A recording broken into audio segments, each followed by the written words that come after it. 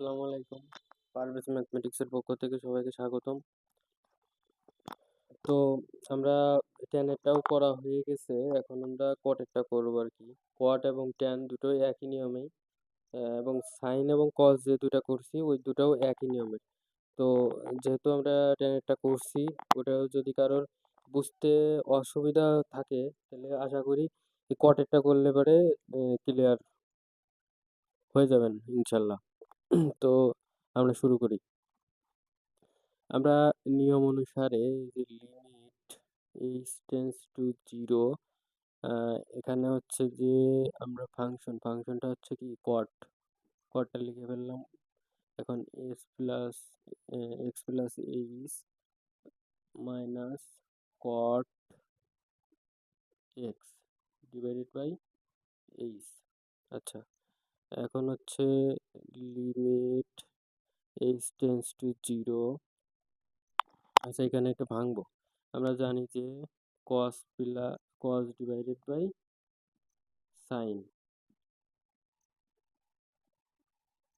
সাইনটা লিখে ফেলি,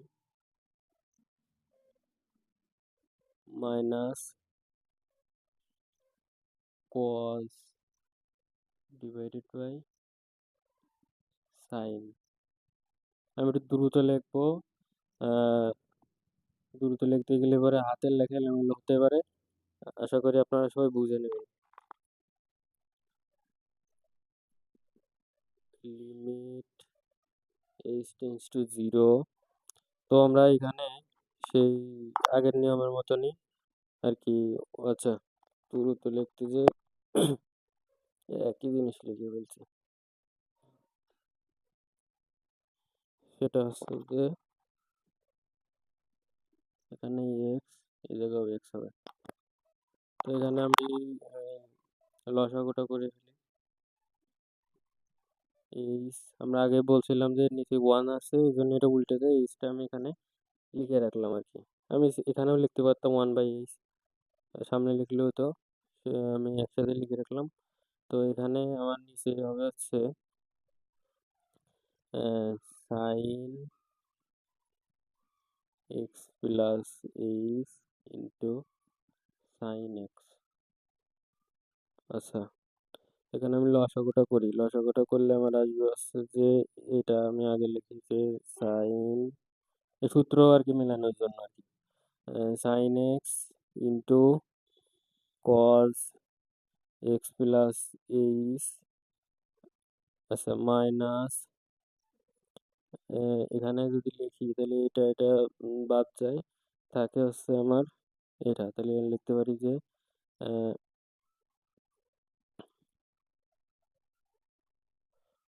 কস x into sine x plus h, এটা লিখলাম। এখন এই যে আমার সূত্রে পড়বে, সূত্রটা হচ্ছে কি সাইন এ মাইনাস বি, সাইন এ মাইনাস বি। আচ্ছা, সাইন এ মাইনাস বি সূত্র দিলে পরে এখানে লিখতে পারি যে সাইন এ বলতে হচ্ছে আমার এক্স, আর বি বলতে হচ্ছে এক্স মাইনাস এইচ। আর নিচে হচ্ছে আমার আছে যা আছে তাই, নিচে কোনো পরিবর্তন নাই, নিচেটা লিখে ফেলি। সেটা হচ্ছে যে sine x plus h into এত লিখলাম। এখন হচ্ছে limit h tends to zero. আচ্ছা, এটা কাটা যায়, তাহলে লিখতে পারি যে হচ্ছে sine minus h divided by এই যে এইচ, এই দুটো আমি এক রাখবো আর এই দুটো আলাদা করবো।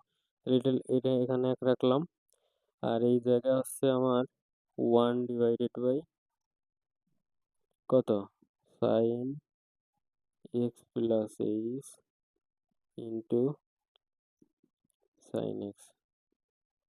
আচ্ছা, এবার এটুকুর মান তো 1 আমরা জানি, কিন্তু এটা মাইনাস আছে তো এই জন্য -1।